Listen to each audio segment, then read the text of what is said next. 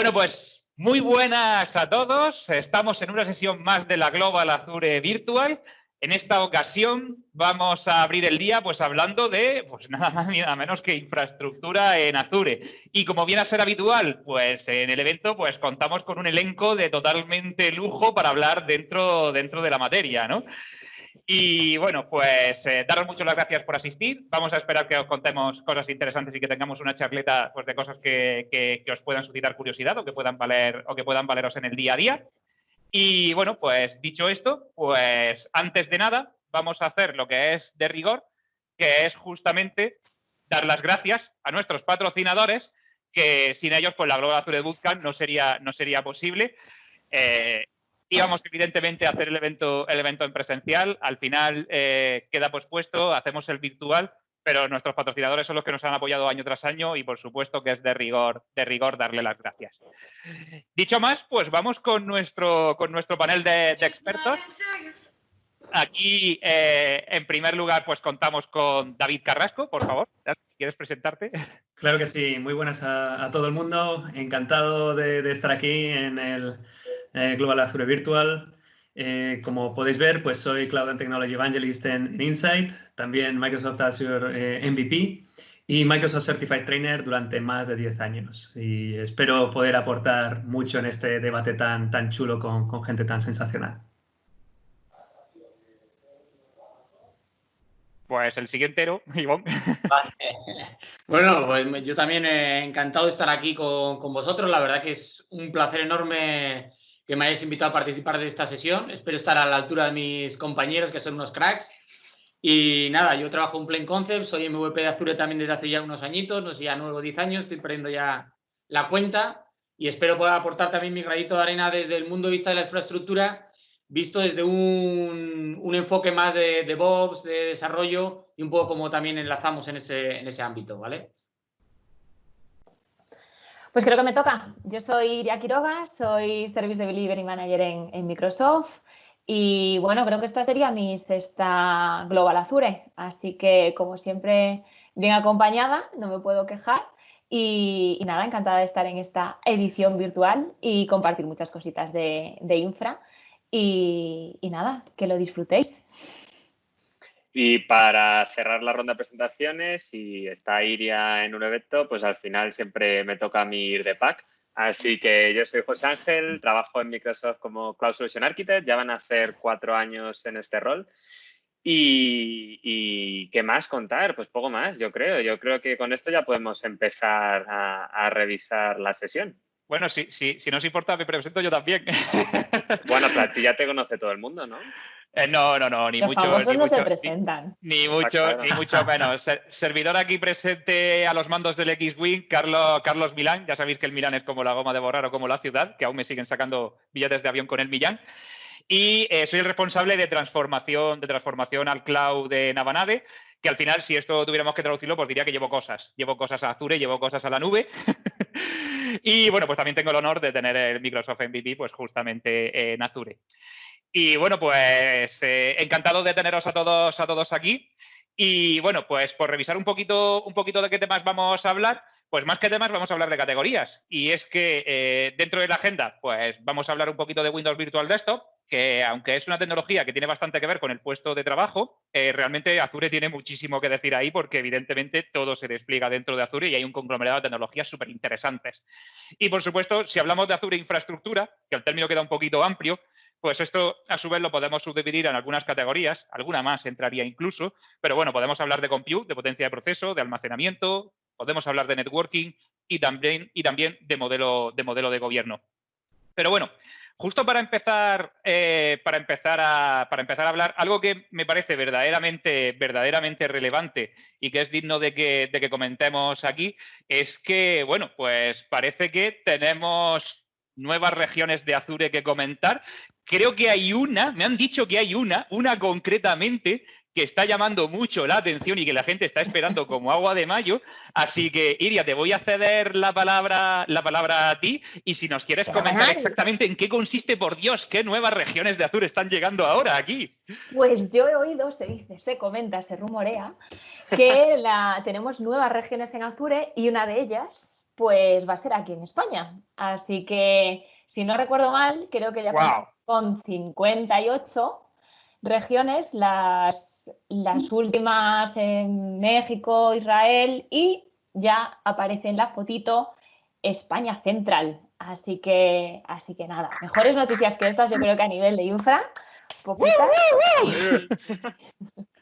Y todos nuestros clientes, la verdad es que están emocionados, porque yo creo que todos nos hemos estado encontrando este tiempo con esta petición, sobre todo por el tema de datos. Yo creo que todos nos estamos encontrando con esto día a día. ¿Dónde están mis datos? Los quiero tener cerca. ¿Por qué en otros países ya tienen su región y nosotros seguimos esperando? ¿Por qué depender de que los datos estén en North Europe, West Europe y demás? Y bueno, creo que es un paso de gigante, la verdad. No sé qué feedback tenéis vosotros, pero yo no puedo decir otra cosa más que positiva y con muchas ganas de que esto aterrice y que sea cuanto antes y podamos ya desplegar maquinitas en nuestra propia región. Yo creo que va a ser un empujón enorme para que cada vez más clientes vayan a la nube. Tener al final un data center en tu país yo creo que va a ser una oportunidad muy, muy, muy interesante. Eso sí, también ahora es cuando muchos se acordarán de si tienen su infraestructura automatizada. Para cuando digas, ¿cómo me cambio a otro data center? Pues eso creo que es un punto súper importante, porque era como un poco la excusa, ¿no? También de no migrar, de no quiero que mis datos se muevan. Yo que trabajo con distintos sectores sí que me he encontrado con esa respuesta de no, es que si tuviésemos data center aquí, eso no habría duda. Y ahora va a llegar el momento de la verdad. ¿Verdad? Se ha acabado las excusas, sí, porque era la verdad Totalmente. una de las excusas más utilizadas de no, la latencia, la distancia. Es que claro, yo lo tengo aquí en mi data center al lado y esto está muy lejos. Pero claro, cuando lo que dices tú, cuando lo tengas casi en la puerta de casa, si estás aquí en Madrid, ¿y ahora qué? Pues sí, de hecho, la región es Spain Central, ¿verdad? Correcto. Sí, va a ser la zona de Madrid. Y de hecho, perdonad que os corte así muy rápidamente, hay algunos clientes en mi caso que casi están esperándolo para atacar directamente, para meterse de lleno en Azure y dejar de hacer solo prueba de servicios y ya ponerlos a todo trapo en producción. Pues estupendo, la verdad es que genial. Esto ya en sí ya es una novedad importante de contar aquí. Pero bueno, algo de las cosas mágicas que tiene Azure, por así decirlo, es que tú pestañeas y mientras pestañeas hay un servicio nuevo, una feature nueva que ha salido dentro del servicio. Parece muy relevante hablar de novedades que se producen pues, en servicios que probablemente ya conozcamos y aquí podemos pegar un buen repaso. Pero hay uno que desde el Ignite, la verdad es que ha sonado con bastante fuerza. Es Azure Arc. Supongo que quien más y quien menos, pues todo el mundo ha escuchado por lo menos el nombre, ¿vale? Otra cosa es en qué consiste. ¿Y quién se anima a contar algo sobre Azure Arc a las personas que nos estén viendo en este momento? Pues si quieres empiezo yo. La verdad es que Azure Arc rompe un poco con la filosofía que estábamos acostumbrados de, pues si trabajo con una nube, utilizo las herramientas de una nube, si trabajo con on-premise, utilizo las herramientas de on-premises. Y Azure Arc viene un poco a unificar esos mundos en el cual poder tener una infraestructura allá donde quieras, pero tener un plano de gestión común que lo simplifique. Y sobre todo que ese plano de gestión, a día de hoy con Azure Arc, sea Azure Resource Manager, que está demostrado que tiene bastante potencial, dado que es el motor que controla todo lo que se hace en Azure como tal, es el motor pues, que te gestiona la creación de los recursos, las actualizaciones, etcétera. Pues el llevar ese plano de gestión fuera del portal, por decirlo así, y conquistar pues on-premises, conquistar Amazon o incluso conquistar el Google Cloud. Yo, si me permitís, lo que me he encontrado desde el lanzamiento ha sido muchas dudas de los clientes, pero también muchas ganas de conocer, sobre todo a nivel de que les pueda simplificar lo que comentaba José Ángel, toda la parte de gestión, porque no podemos negar que hay muchísimos entornos multicloud. Y al final es nuestro día a día, entonces no podemos tampoco cerrarnos y es entendible que cualquier negocio no pueda dar el 100% de su negocio a una sola nube, ¿no? Por en 1000 razones que todos conocemos. Entonces, para los administradores, para esos gestores de cloud, para esos arquitectos, para toda esa gente que está trabajando en torno a la nube, el poder simplificarles eso, o sea, les ha abierto una ventana de posibilidades. Y la verdad lo que se ve es muchas ganas de que eso vaya para adelante y sobre todo el poder aterrizarlo. Porque no es solo para gestionar tu nube, sino puedes gestionar también tu propio data center y tener una visibilidad completa. Y eso la verdad es que hay que aterrizarlo, por supuesto. Hay también muchas dudas, muchas preguntas de cómo implementarlo y cómo aterrizará, pero hay muchas ganas. Yo al menos es lo que me estoy encontrando. Sí, además, las primeras. Desde luego que sí. Yo, en mi caso, una cosa que también pregunta mucha gente es de qué forma puedo monitorizar y controlar todo desde un punto central, ¿no? Con Azure Monitor, con policies y con cosas así. Y gracias a poder implementar esto, pues se van a poder utilizar las aplicaciones, las soluciones de Azure Monitor y también Azure Policy digamos, a lo largo y ancho de todo el centro de datos local y cualquier otra nube. Muy bien, pues la verdad es que muy interesante. Y además estáis comentando que esto es tanto para on-premises como para otros cloud. Quiere decir que nos permite extender más allá de los dominios de Azure, ¿no? Hasta la fecha, por así decirlo de alguna manera, ¿verdad? Es fantástico, la verdad. Sí, a día de hoy... Ivonne, todo tuyo. Por favor, Ivonne. Yo creo que es un tema que, bueno, yo creo que nos estamos encontrando todos en las organizaciones. Y el tema ya es todo en Azure, todo en Amazon, todo en on-premise. Yo, por lo menos, la realidad que me encuentro es una situación híbrida, donde hay algunos servicios, comentaba Iria antes, que algunos servicios van a correr en la nube, otros fuera, otros en nube. Y yo creo que es un paso muy, muy, muy, muy interesante para las compañías, ¿no? El tener esa versatilidad y esas herramientas unificadas para poder hacer toda la gestión, ¿vale? Yo creo que por lo menos es lo que más está encontrando. Nosotros trabajamos mucho, por ejemplo, también con la parte de manufacturing y muchas veces también hay veces que la nube te da muchas cosas, pero también el despliegue en el Edge también es súper importante, ¿no? Cada vez más servicios de data, de inteligencia artificial o de IoT están yendo hacia ese modelo. Entonces también un poco yo creo que hay que decir, bueno, va a haber cosas en la nube, va a haber cosas fuera y un poco tengo que tener las mejores herramientas posibles. No sé si también, si veis, coincidís conmigo, que enlaza mucho también con toda la parte de Edge Zones que está sacando Microsoft también, ¿no? Un poco con las diferentes modalidades, ¿no? El tener más data centers, el llegar a acuerdos también con otras empresas de telefonía o incluso poder llegar a poder Edge privados, ¿no? Lo que antes era Azure Stack Edge, si no me equivoco. No sé si creéis que también enlaza mucho con esa estrategia, ya que tenemos aquí a Iria, José Ángel, con esa estrategia de Microsoft, ¿no? De intentar cubrir todas las patas con todas las patas, ¿no? Porque yo sí que lo veo, por ejemplo, para el escenario de manufacturing industria, Azure Edge lo veo como Edge Zone, lo veo como súper importante para ese tema de nube híbrida también. Sobre todo porque lo que dices, hay ya muchos clientes que tienen presencia en centros de datos de operadoras, porque era uno de los modelos antes bastante tradicional, que cada una de las operadoras tuviera su propio servicio para ofrecer infraestructura o ofrecer servicios más allá de la propia comunicación. Entonces, la capacidad de tener ahí una pequeña zona o tu pequeño stack conectado prácticamente a servicios que ya tienes existentes, pues facilita mucho esa adopción y sobre todo por temas, pues lo que comentábamos antes, de latencias y similares, de oye, si yo tengo mis servidores aquí y tengo pues mis modelos de Machine Learning, mis modelos o mis aplicaciones de Kubernetes o mis bases de datos con Azure Arc desplegadas ahí, pues al final tienes la nube acercada al máximo a tu infraestructura. Y sobre todo ahora con la llegada de las redes 5G y similares, en el cual pues ya la fibra óptica, por decirlo de alguna manera, en algunos puntos ya no es necesaria si tienes una buena conectividad 5G que te permita cubrir esas necesidades de ancho de banda, de latencia y de calidad de servicio, que antes era mucho más complicado a lo mejor sobre una red 3G o sobre una red 4G.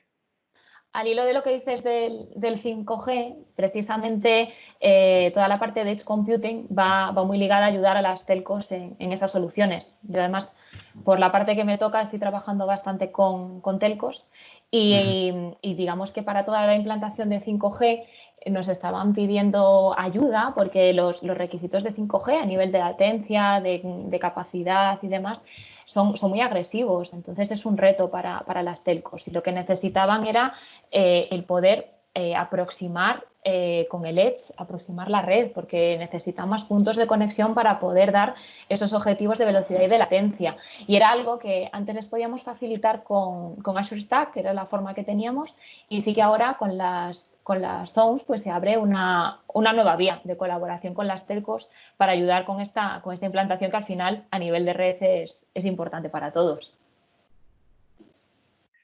Muy bien.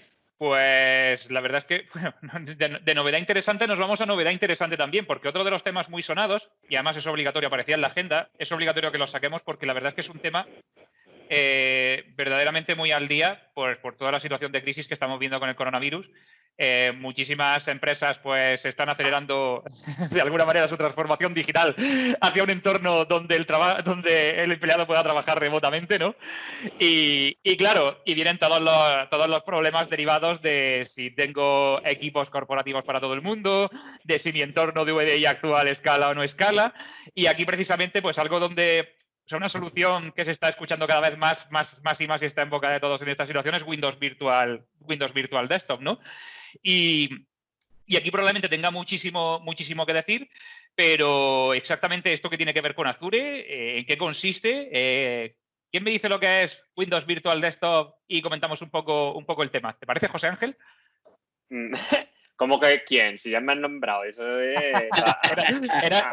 ¿Has visto tú como cuando te ponen una vacuna o te ponen algo, que te ponen el algodoncito y después te meten el pinchazo? Pues ha sido eso, ha sido el algodoncito y después el pinchazo.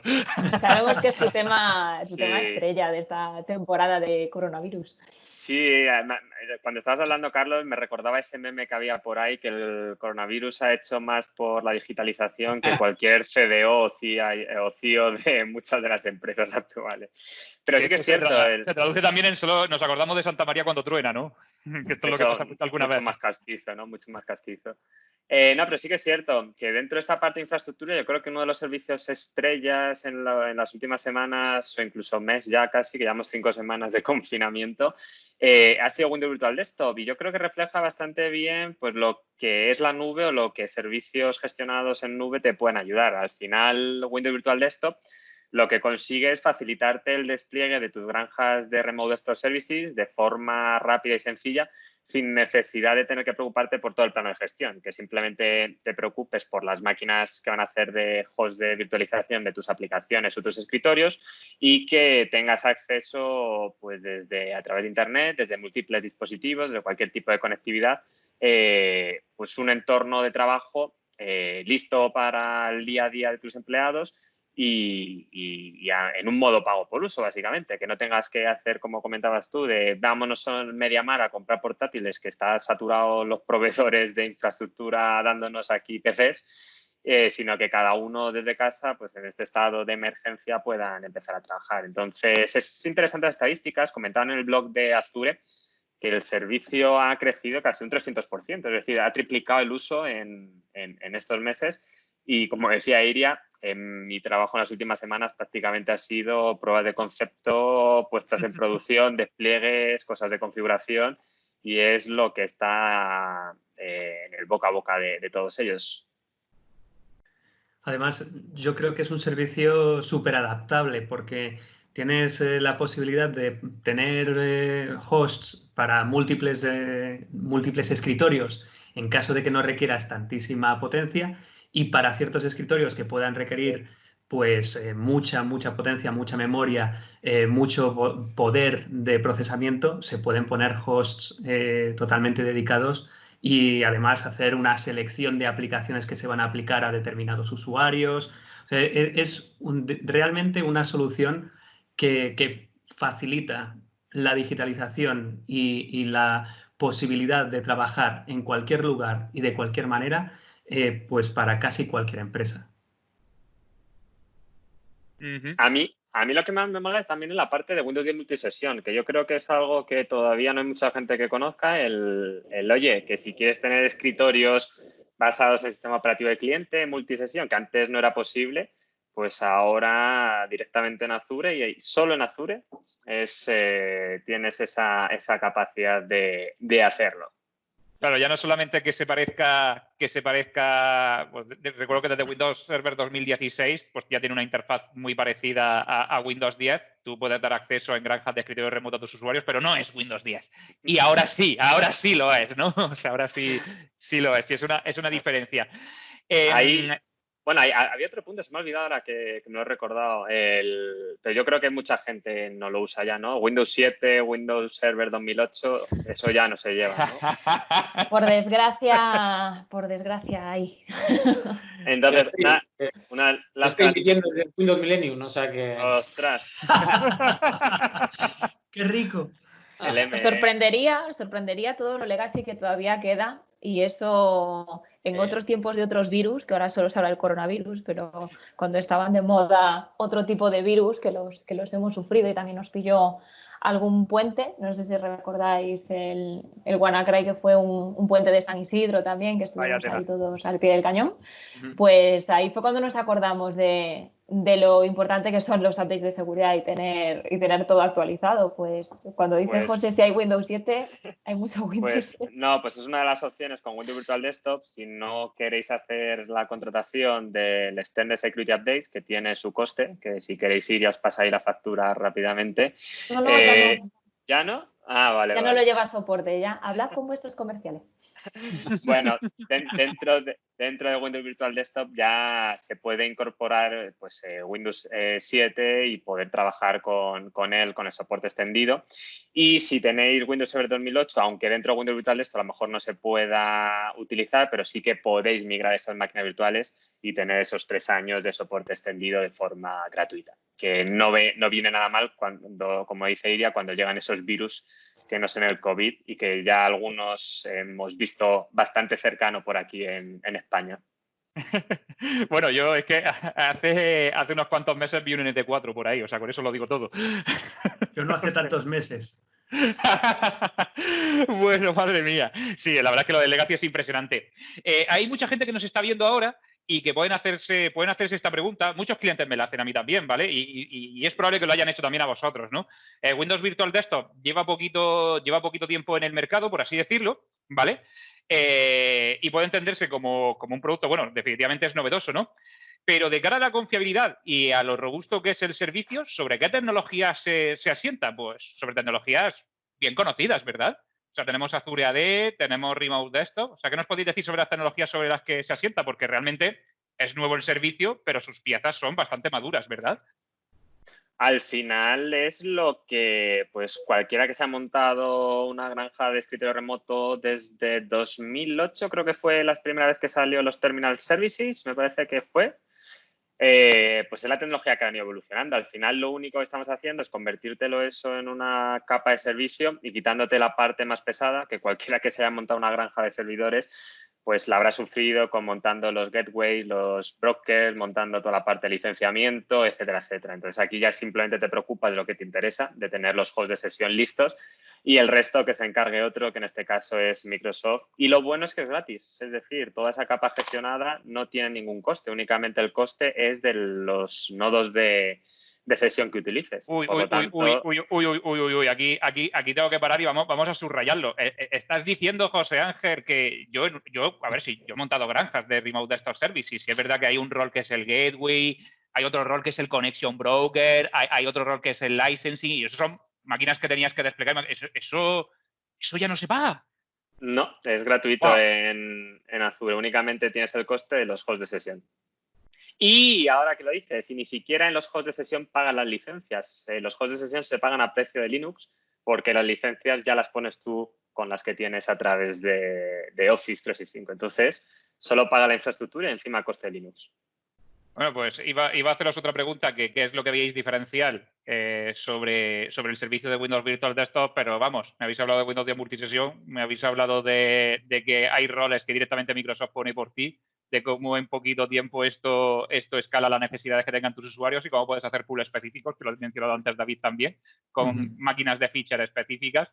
Bueno, vamos, o sea, creo que muy, muy, muy relevante y un recorrido interesante por lo que puede hacer por nosotros, pues en tiempos como estos y a posteriori, porque además muchos que quizás nos estén viendo se lo pueden estar planteando. Oye, yo tengo ahora mismo esa necesidad de una granja de escritorio remoto de estas características. ahora tengo una necesidad brutal de gente que tiene que acceder a ella, pero claro, oye, a lo mejor el día de mañana pues esta situación pasa y yo ya no tengo tal necesidad, pues escalamos hacia abajo, ¿verdad? Eso es algo que podemos hacer y ya está, y hemos pagado por lo que justamente necesitábamos, ¿verdad? Justo. Claro. Es que ahí Eso es lo bueno. el valor es precisamente eso, la flexibilidad, que es que hoy en día es de lo que más se reclama a la hora de también implementar un servicio, que pueda ser totalmente flexible. Y entonces por eso son soluciones que están calando y que están aterrizando también. O sea que hoy en día no es la de sí, monto esto y luego dentro de un mes, ¿qué hago con todo lo que he hecho? Yo tengo una urgencia, pero lo que quiero es que sea escalable en ambos sentidos. Entonces eso es un valor diferencial también muy importante. Genial. Y a ver, si vamos a ir hilando ya un poco más con temas relacionados con novedades que haya de compute, al final estos Session Host que estamos desplegando en Azure no dejan de ser máquinas virtuales y como tal, pues aprovechan pues todo, digamos, la arquitectura que nosotros tengamos en torno a ello. Quiere decir, se despliega en una red virtual, en una subnet, y si necesitamos acceder a recursos corporativos, pues con un enlace Express Route o con una VPN, pues accedemos a ellos desde Azure, ¿no? Con lo cual esto pues algo que también tenemos por ahí cubierto en el servicio. Me gustaría que habláramos un poco de compute, de novedades que ha habido en Azure desde aquí hasta la fecha. No son pocas. Hay algunas bastante llamativas. ¿Se os ocurre alguna por la que quisierais hablar, alguna que quisierais mencionar? ¿O os lanzo yo una que es bastante obvia y bastante llamativa y que a lo mejor hay gente que se está planteando si va a utilizar esta feature o no va a utilizarla esta feature? ¿Cómo lo veis? A ver, por decirlo, estoy mencionando, por ejemplo, el soporte para máquinas de generación 2 en Azure. ¿Vale? O sea, esto que ahora está disponible, que durante muchísimo tiempo pues la única versión soportada ha sido la generación 1, pues ahora parece que tenemos la generación 2. ¿Esto veis que puede dar más flexibilidad, por ejemplo, a migraciones? ¿Os encontráis con que hay mucho uso de generación 2? Quizá no, quizá todo el mundo está todavía más en la generación 1 de Hyper-V. O sea, ¿esto cómo lo veis? Yo creo que va a ser un empujón. Hay todavía muchos clientes que tiran con la generación 1, pero luego hubo yo creo, un amplio margen de clientes que empezaron a desplegar máquinas en generación 2, con UEFI, con otras características que eran interesantes para ellos en esos momentos y que les han, pues debido a eso, les ha resultado un stopper a la hora de hacer migraciones y que no podían desescalar, no les resultaba sencillo reducir esa generación de la 2 a la 1. Digamos que le resultaba muy complejo todo el proceso de migración y ahora tener esa posibilidad directamente, digamos, out of the box, integrado en los procesos de migración y de una forma muy, muy simple y muy directa, pues eso va a ayudar muchísimo a algunas empresas que tengan ahí esos servicios pues por migrar y que les está haciendo a lo mejor un verdadero agujero en sus procesos de añadir elasticidad y proteger todo su centro de datos contra problemas como puede ser una caída o un backup continuado, etc. Lo bueno de ello es eso, lo que comentáis, que luego además no solo es las máquinas virtuales en sí, sino la integración pues, con otros servicios como Site Recovery, como el backup, como las imágenes de la galería compartida, los Virtual Machine Scaleset, es decir, poco a poco el ir consiguiendo tener soporte para todas esas características que ya tienen las máquinas de generación 1 con esta nueva generación. Desde luego, pero vamos, no es la única novedad. Otra de las cosas que he visto que han aparecido en Azure durante los últimos meses es el tema de los hosts dedicados, que definitivamente tenga bastante relevancia. Iván, por favor, que te veía ahí con ganas de comentar algo. Es que yo cuando hablo de novedades de computación, yo no sé, yo lo primero que he pensado es en que me salga más barato. No sé vosotros, pero yo... ¿no? Y el tema de los hosts dedicados, que era un poco el tema. Hombre, al final, coño, no nos vamos a engañar. También un poco el tema de poder aprovechar al máximo la computación y tener escenarios donde pueda pagar menos, también es muy interesante.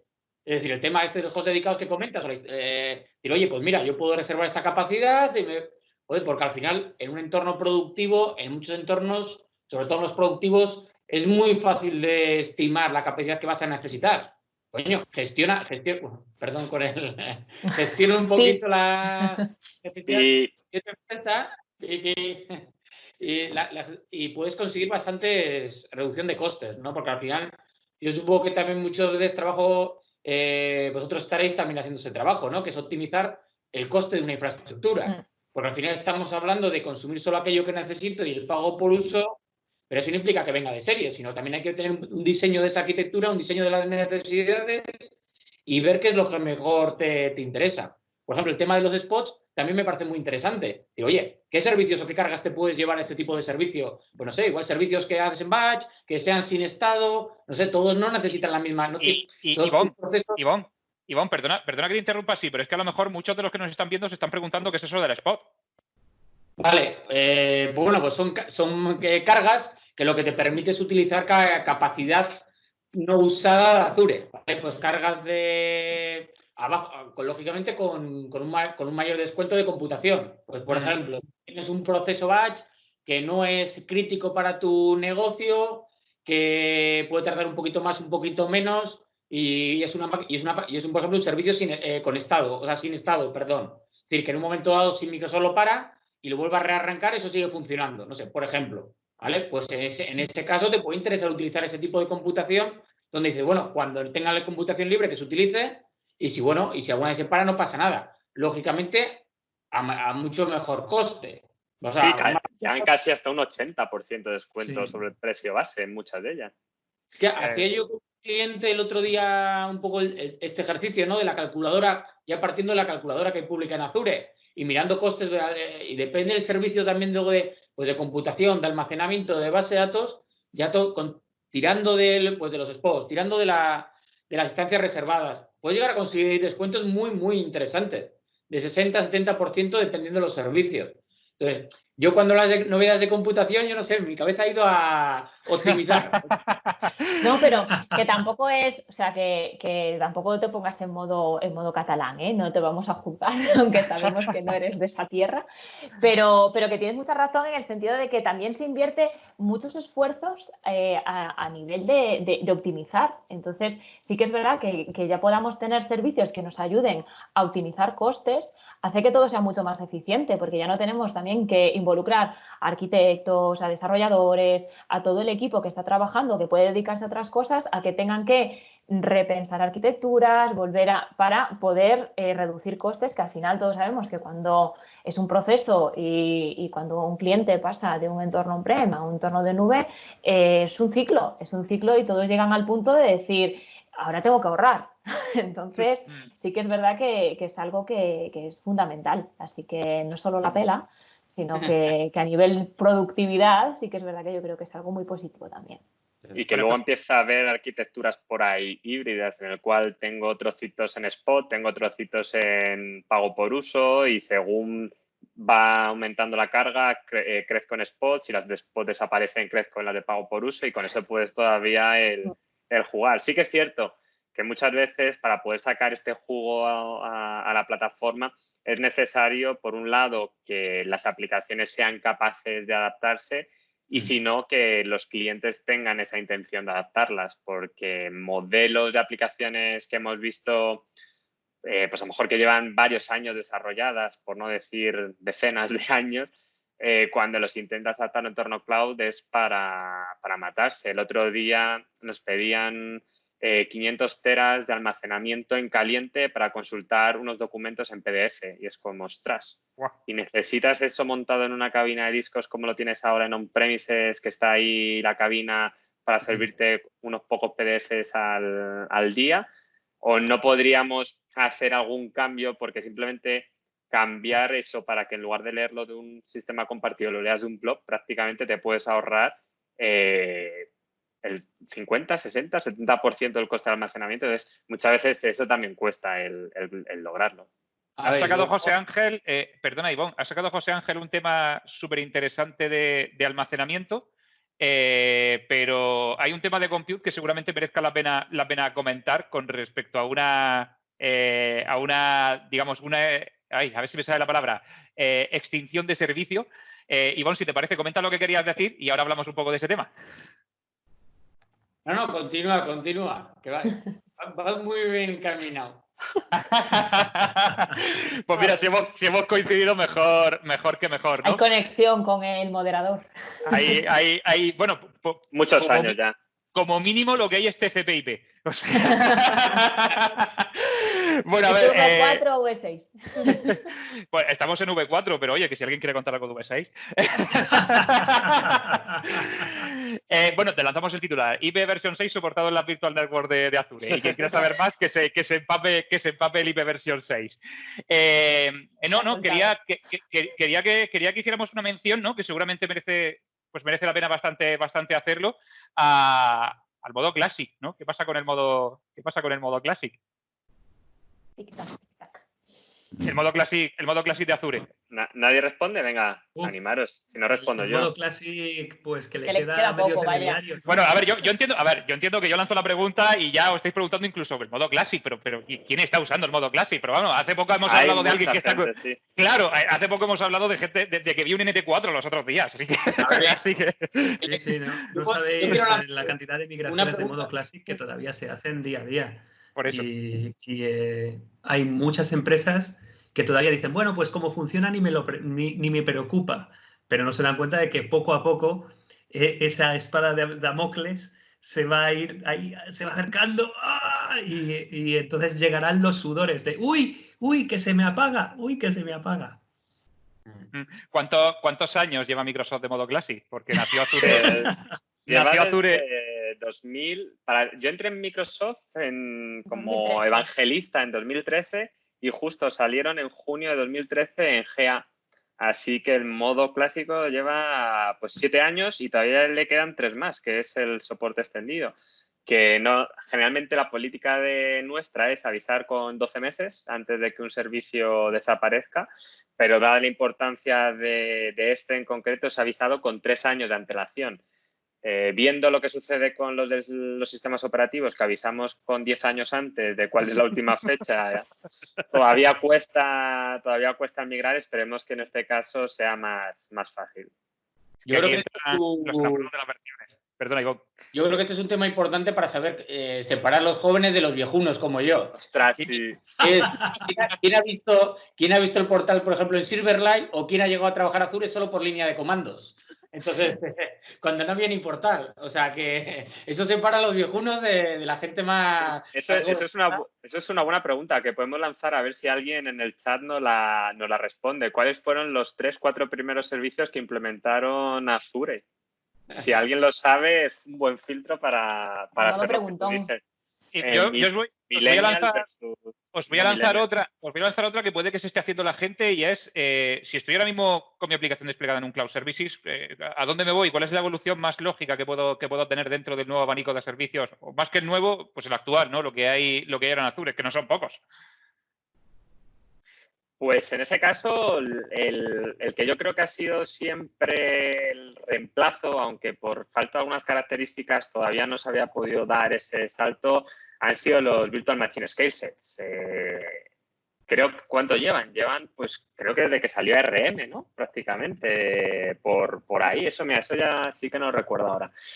Pero la verdad es que algunas características como la gestión a nivel de aplicación que tenían los Cloud Services, que en el caso de los ScaleSet gestionados a nivel de máquina virtual, la falta de actualización del sistema operativo automáticas y cosas así, pues no los hacían tan apetitosos. Pero sí que es cierto que las novedades, las últimas que han salido con los Virtual Machine ScaleSet, de soporte de actualización automática, soporte automática para detectar cuando algunas instancias han fallado y recuperarlas, la capacidad de desplegar aplicaciones, del soporte a multizonas, pues todas esas pequeñas características les están haciendo cada vez más compatibles o ser el reemplazo que siempre se ha necesitado de los Cloud Services. Así que si hay alguien que necesita hacer ese cambio, empezaría justo a mirar para los Virtual Machine ScaleSet. Genial. A ver, no nos queda demasiado tiempo y sí me gustaría que cubriéramos algo de networking y que hablemos pues algo de storage, que la verdad es que contando novedades podríamos tirarnos aquí la vida. El debate es súper interesante. ¿Qué podríais contar entre las novedades de networking que sea, pues eso, que sea quizás pues importante mencionar en estos minutos?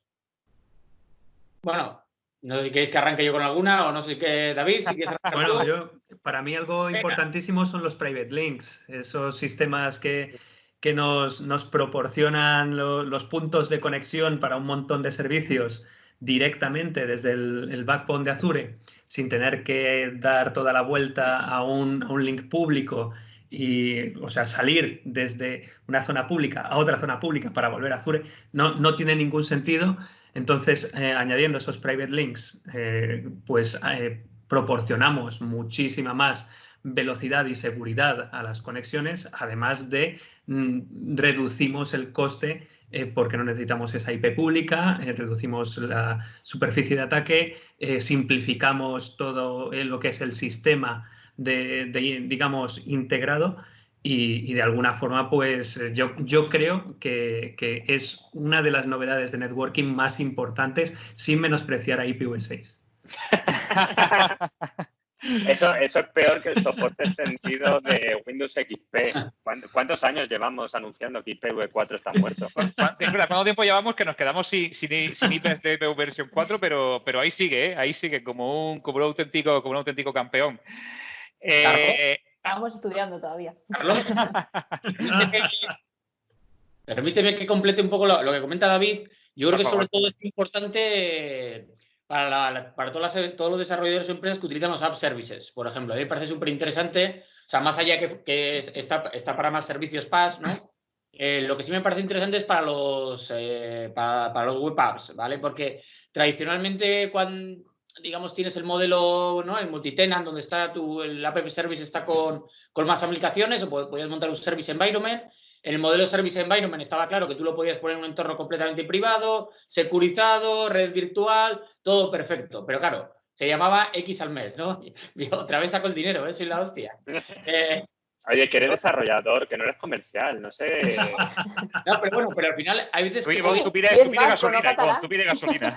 Pero una barrera, ¿no? Lo simple que era utilizar un web app, pero un poco contra la barrera, un poco a veces desde el punto de vista de seguridad, de proteger las entradas y salidas a tu app service, ¿no? Que sí, que podías montar un point to site, conectarlo, pero por ejemplo no siempre estaba visto montar un point to site en una red y por ejemplo nosotros sí no lo hemos encontrado con una barrera. Creo que con los private links y con la integración con la VNet, que creo que se anunció recientemente la release ya, ¿no? Puedes conseguir que tus app services, sin utilizar un service environment, sean mucho más seguros, controlando tanto las entradas como las salidas a ese app service. Entonces, a mí, desde el punto de vista de desarrollo, tanto la parte de private links como la parte de integración con la VNet, me parecen dos noticias muy buenas para el desarrollo de aplicaciones. A mí no me estáis viendo, pero estoy anotando tratar este tema en la sesión de App Service, que también modero yo. Vale. No, pero sí que es cierto que yo creo que uno de los servicios que más uso tiene en Azure, más allá de las máquinas virtuales, el almacenamiento de la red, son las web apps. Hay un montón de páginas, tanto públicas e internas de empresas, de estas que estaban perdidas por una colección inmensa de Internet Information Servers, que el migrarlas a una web app es prácticamente directo y te quitas toda esa complejidad de la gestión. Es decir, el ser capaz de integrarlas directamente con la red virtual sin tener que asumir los costes de un ASE, que para una o dos aplicaciones es pues matar moscas a cañonazos, es algo que lo facilita un montón. Entonces, a ver si ya sale en disponibilidad general, porque sé que hay mucha gente pidiendo esta capacidad. Yo sigo anotando. José Ángel, la parte de la VNet está ya en release, ¿no? La que no es. O sea, está desde la web app hasta la VNet, pero no de la VNet hasta la web app. Ah, correcto. Eso lo entonces, es justo y yo aquí me estoy anotando private link de App Service, Vesur, App Service Environment. Vale, venga, para la siguiente sesión. Estamos haciendo el trabajo. Sí, totalmente. De hecho, es el sábado, si no recuerdo mal, con lo cual, pues, oye, estos temas vienen muy bien para tratarlos ahí de forma específica. A ver, hay muchos temas de networking que podríamos comentar y que nos dejaremos en el tintero. Están las novedades del Virtual Network NAT, está también lo del Point to Site con soporte de OpenVPN para autenticar usuarios. Pero claro, como al final el tiempo es el que es, ¿hay algo en materia de almacenamiento que queráis comentar o queráis resaltar entre las novedades que hay, que no son precisamente pocas? Pues empiezo yo si queréis, que yo creo que es uno que con muchos clientes me ha pasado, el que es con los SSDs, el cómo, si necesito durante un tiempo determinado un pico en las operaciones de mis SSDs, pues para arrancar un Tomcat que es muy ligero o similares, ¿me tengo que ir a discos muy altos? Pues eso antes era necesario de, oye, pues para asumir el pico tengo que dimensionar hacia el pico, pero gracias a las novedades con la capacidad de bursting, es ahora con discos más pequeños somos capaces de, durante un tiempo determinado, escalar. Y la vez que me sorprendió gratamente que el tiempo de bursting no es en plan 10 segundos, 20 segundos, 30 segundos, sino que son tiempos bastante considerables. No sé si eran 10, 20 minutos, me parece que lo leí, en el cual, o incluso 30, diría que son 30, en el cual te puedes alargar con ese bursting sin necesidad de irte a tamaños más grandes. Entonces yo creo que esa parte de los SSDs es bastante interesante para no tener que dar el salto a la siguiente capa, que serían los Ultra. Pues definitivamente sí. No sé si queréis comentar o añadir algo más, porque me parece brutalmente útil. Es una solución súper buena, integrada con los SSD Ultras que ha comentado también José Ángel, que son súper potentes. O sea, es una velocidad de acceso de entrada-salida altísima.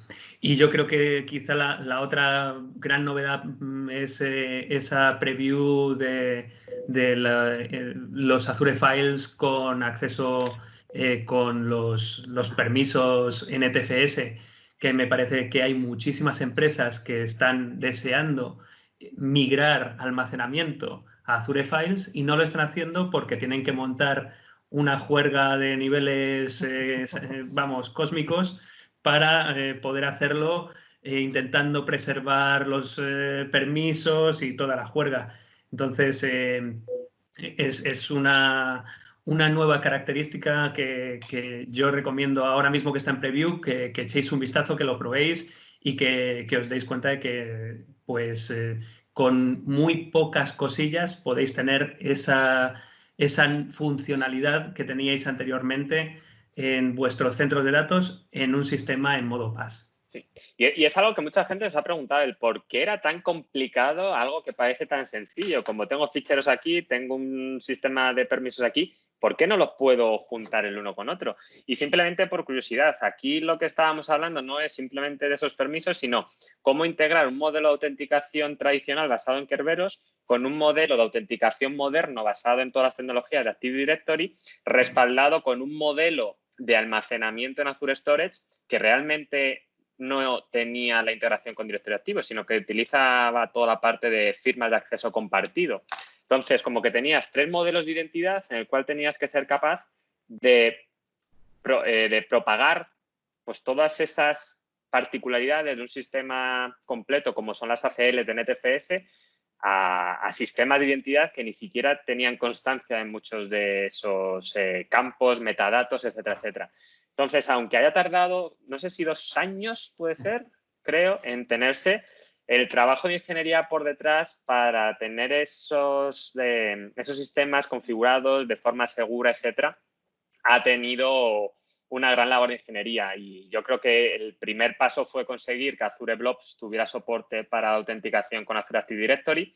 Y una vez que se tuvo el soporte para Blobs, pues fue más fácil trasladarlo a Azure Files, porque al final Azure Files es una interfaz sobre Blobs. Entonces, aquellos que llevaban mucho tiempo pidiéndolo, que ya está cada vez más cerca la GA, pero que entendéis también eso, que muchas veces vemos cosas que parecen muy sencillas, pero cuando lo llevas a una escala como la nube y con tantos sistemas y con tantas integraciones, pues las cosas que son sencillas se vuelven mucho más complicadas. Sobre todo yo creo, Ivonne, seguro que tú has estado en proyectos de estos enormes, que una cosa es desarrollar para 100 usuarios y otra cosa es para desarrollar para 100 millones. Sí, o sea, al final hay mucha diferencia. Mira, ahora que has mencionado, otro tema que me parece sobre todo importante para aquellas empresas que trabajan con proyectos de data y manejan muchos datos, ¿no? Más allá de llevarlo con Azure Files, es la parte que has comentado del Data Lake Gen 1, Data Lake Gen 2 y los Azure Storage, y todo lo que han ido unificando un poco las funcionalidades de lo que era el Data Lake Gen 1 con Azure Blob Storage. Y no, porque también hubo digamos, los General Purpose V2 soportaban algunas características de jerarquías, de integración con Azure Active Directory, pero hasta no hace tanto no soportaban el API de Blob, entonces realmente se quedaba ahí, ¿cuál utilizo? Entonces, ya desde hace unos meses ya soporta el API de Blob, ¿no? Y me parece súper interesante cuando quieres llevar información también a Azure, más allá de usarla con un Azure Files, el llevar información y tenerlo integrado con tu identidad corporativa, tu organización, tus permisos, me parece súper potente también, ¿vale? A la hora de gestionar y hacer ese modelo de gobierno del dato, ¿no? Entonces ahí cuando lo mencionamos, ahí me acordaba de esa parte que me parece súper interesante también. Al final lo que decías tú de DevOps, la forma de trabajar de los equipos de Azure va muy enfocado a entregar valor de forma constante y es eso, cada vez hay características que cuando las ves sueltas a lo mejor dices, pues no entiendo por qué esto sí, esto no, pero según va pasando el tiempo hay un momento en el que hace como la magia, en el cual todo se interconecta entre sí y no es que haya sido algo de hoy, sino que es algo que a lo mejor llevan 2 o 3 años lanzando en cada uno de los servicios esas características, pues para lo que dices tú, oye, tengo un data lake que consume datos del blob, pero que lo puedo leer desde un clúster de Hadoop a través de un HDFS de forma transparente. Es como ahí el boom, haz lo que quieras, como quieras y remezcla como quieras. Es una de las cosas, vamos, realmente bonitas de Azure, de cómo al final todos los servicios acaban entrelazados y entendiéndose muy bien entre sí. Y eso al final es potencia para los arquitectos, ¿no? O sea que eso es fundamental. Y bueno, arquitectos, desarrolladores, o sea, al final todos los roles involucrados en el desarrollo de soluciones. A ver, estamos llegando un poco al final de la entrevista. Bueno, habrá un mogollón de temas relacionados con networking y relacionados con storage que se nos habrán quedado en el tintero y que podríamos hablar. Los que nos estéis viendo nos lo podéis escribir en el chat si hay alguna pregunta o hay algo que no hayamos cubierto. Sí me gustaría mencionar un tema relevante para cerrar relacionado con el governance. Es una lástima porque podríamos haber hablado también de blueprints y haber hablado de ciertas cosas ahí. Pero hay una novedad interesante, creo que David me la comentaba un poquito antes de empezar la entrevista, que es que ahora las reserves instances pueden ser abonadas de forma mensual en lugar de forma anual. Y bueno, esto también es un tema importante que nos puede facilitar mucho la adopción de utilizar instancias reservadas con el ahorro que eso nos supone, ¿verdad? ¿No ves? El ahorro. Sí, porque al final siempre acabamos en el mismo punto. Claro. Y vos lo vas a tener muy contento con eso. Claro, Ivonne mencionaba antes digamos, esas instancias spot, utilizar el almacenamiento correcto, o sea, hay un montón de elementos a tener en cuenta. Y había muchas veces empresas pues que estudiaban las instancias que tenían que tener encendidas durante X tiempo y decían, muy bien, pues todo esto lo puedo reservar, pero no lo puedo pagar ahora. No tengo la capacidad financiera para pagar esta reserva a 3 años o a 1 año, no puedo. Así que me la tengo que comer con patatas a nivel mensual. ¿Qué es lo que ha pasado? Pues Microsoft ha decidido que eso no podía ser, digamos, así, y lo que hacen es subdividirte el coste de la reserva en 12 meses para que tú te puedas beneficiar de ese descuento a la vez que lo puedas pagar en cómodos plazos. Esto parece casi un anuncio de la financiera de alguna financiera conocida. Sí. Tus máquinas a 12 meses sin intereses. No, pero sí que es verdad que se está recibiendo muy buen feedback, porque es lo que decía David de, vale, está muy bien que es un ahorro, pero no todo el mundo se lo puede permitir el pagar upfront a 3 meses, ¿no?, de esas instancias reservadas. Entonces, sí que en todos los cálculos nuevos de renovaciones se está teniendo en cuenta. Yo al menos me lo estoy encontrando en más de uno y el feedback es muy positivo porque se llevaba reclamando tiempo y que al final pues todos sabemos que las inversiones cuando se hace una renovación y a nivel de commitment pues no son sencillas, hay que ver muchas cosas, negociar muchos términos y eso está marcando la diferencia. Así que es una novedad muy interesante. Si ya tenéis algunas instancias que hayáis comprado en pago upfront, como comentábamos, a 1 o 3 años, sí que os recomendaría que lo revisáis con vuestros comerciales para ver si a través de los cambios de instancias reservadas se puede hacer esos juegos de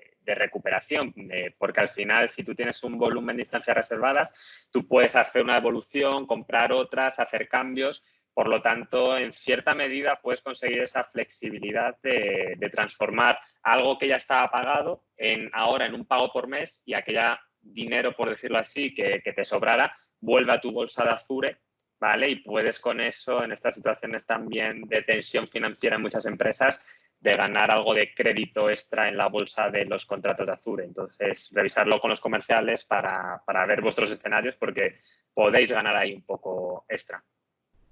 Sin duda. Vale, pues bueno, pues yo creo que con esto llegamos al final.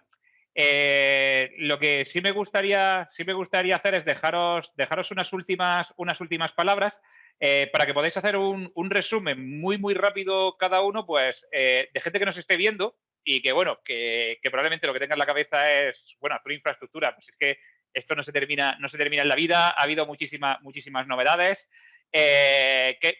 ¿Cuáles serían los temas que les recomendaríais que se vieran en las novedades? Que pueden ser los que hemos hablado, pueden ser otros que no estemos mencionados. O sea, si queréis mandar deberes a alguien para que se lo mire, pues también está permitido. Lo que queráis decir como últimas palabras. Y bueno, pues no sé, ¿quieres empezar tú misma, Iria? Venga, pues yo misma. En mi caso, os recomendaría toda la parte de Edge, ¿vale? Porque sí que es verdad que da un abanico de posibilidades maravilloso. Sí que es verdad que, a ver, yo tiro un poco para casa, estoy trabajando mucho con toda esa parte y me parece que está ayudando un montón, porque el poder acercar la red a los clientes ayuda mucho y yo es lo que recomendaría, la parte de Edge Zones. Ok. Ivonne, tú vas a decir que ahorren pasta, ¿no? O sea... A ver, no. Te vas a gastar lo mismo, pero en más servicios. Vas a hacer más con tu dinero. Redistribuye. Más con tu dinero. Mucho mejor, eso es cierto. No, bueno, en serio, ¿alguna recomendación o algo para cerrar? Sí, a ver, yo un poco sí que me gustaría, al final la sesión no da margen para hablar de todo, pero sí que me gustaría poner mi puntito desde el punto de vista más de DevOps, ¿no? Dejarme que cuente yo mi película, que es que automatización, ¿vale? Es decir, creo que también es importante, pues hemos comentado alguna de los Resource Manager, pero ya sea ARM, Terraform, Ansible, lo que te dé la gana. No hemos hablado del Image Builder, tampoco hemos hablado. Pero hay diferentes cosas que tenemos que pensar también en la automatización, ¿vale? En automatizar las configuraciones, el despliegue de la infraestructura y en trabajar también con los equipos de desarrollo en esa área, ¿no? Entonces es una parte que a mí me parece muy interesante de mencionar. Y luego también ya por terminar y por no comerme todo el tiempo, ¿no? Que quede, es la parte de modelo gobierno, sí enlazar también con el modelo que lo comentábamos antes de empezar, ¿no? El modelo gobierno de Kubernetes, ¿vale? Es decir, porque cada vez estoy viendo que más y más equipos están yendo hacia ese modelo basado en contenedores, en Kubernetes. Seguro que muchos de los que nos están oyendo gestionan la infraestructura de Kubernetes porque los desarrolladores igual han dicho, oye, que vamos a ir a Kubernetes. Y hay una parte importante que desde el área de infraestructura tenemos también que diseñar bien cómo montamos esa infraestructura, ¿no? Cómo lo securizamos integrado con RBAC y con Azure Active Directory, cómo hacemos el networking, cómo hacemos la monitorización. Hay un montón de aspectos que si no lo haces bien desde el momento en que lo concibes, te va a estallar. Te va a estallar más tarde, más temprano, te va a estallar. Y luego montar un clúster y cambiar ciertas cosas no es algo tan sencillo como cambiar una configuración. Entonces, yo también creo que tenemos que empezar a ver también el modelo gobierno, ¿no? El modelo gobierno que estamos más habituados de Azure, pero también el modelo gobierno de las aplicaciones y el dónde se despliegan, ¿no? Y creo que con Kubernetes es un ejemplo claro de, ojo, que hay muchos temas a tener en cuenta, pues la parte de networking, seguridad y algún otro caso, ¿vale? Entonces yo ahí lo dejo para que haya deberes. Del tema de automatización me ha recordado mucho a la gente Smith de Matrix diciendo no dejes a un humano el trabajo de una máquina. Oye, ya tiene que venir Matrix 4, ¿no? Pues veremos a ver. Bueno, José Ángel, David, quien queráis. Bueno. Pues sigue tú, David. No, iba a decir que bueno, yo se lo dejo a José Ángel. Bueno, venga, adelante. Bueno, yo no iba a decir ninguna cosa especial. Yo lo que sí que recomendaría es que se suscriban al RSS de Service Updates, que es, yo creo, la mejor forma de estar al día. Mucha gente a mí me pregunta, oye, ¿por qué siempre te enteras de las últimas cosas que pasan con Azure? Pues el tener los RSS del Service Update, tener los RSS de las Test Community o tener incluso el RSS de los cambios en los artículos de la documentación, que eso se puede tener si no lo sabéis, es muy fácil para saber o para estar al día de todo lo que está cambiando y que siempre al menos te suene, aunque no tengas tiempo para revisarlo. Ahí déjame apuntillar, José Ángel, conector de Microsoft Teams, conector de Office Groups y recibes los RSS cómodamente en tu espacio de trabajo. David. Pues nada, yo voy a terminar diciendo que cada vez hay menos posibles excusas para no migrar a la nube. Hablamos de Azure Arc, que te permite hacer una gestión completa y, digamos, abstracta de todo lo que tienes. Estábamos hablando de las instancias Spot, estábamos hablando de Azure Migrate, que es un sistema que facilita mucho todo eso, las máquinas virtuales de segunda generación. O sea, cada vez hay más y más servicios y más capacidades que reducen esa dificultad de migrar y que facilitan la gestión a largo plazo de todos tus recursos, estén donde estén. Entonces, yo diría cada vez más mantener infraestructura local poco a poco se va reduciendo a servicios muy específicos y cada vez más el objetivo es poder migrar más a la nube para tener una mayor seguridad, una mayor tolerancia a fallos y una mayor protección de la información a largo plazo. Estupendo, sobre todo cuando son cosas que se las dejamos a Microsoft, que lo hacen muy bien. Desde luego. Y nos despreocupamos y nos dedicamos a lo importante. Genial, pues a ver, simplemente no me queda más que daros las gracias por vuestro tiempo aquí, por haber compartido este ratito entre nosotros. Creo que nos hemos excedido un poquito del tiempo. Encima, a pesar de ello, se nos quedan muchísimos temas de los que podríamos hablar. Tenemos aquí para muchísimo rato. Por supuesto, no podemos cerrar sin volver a agradecerles a los patrocinadores pues que colaboren con el evento y que lo hagan posible.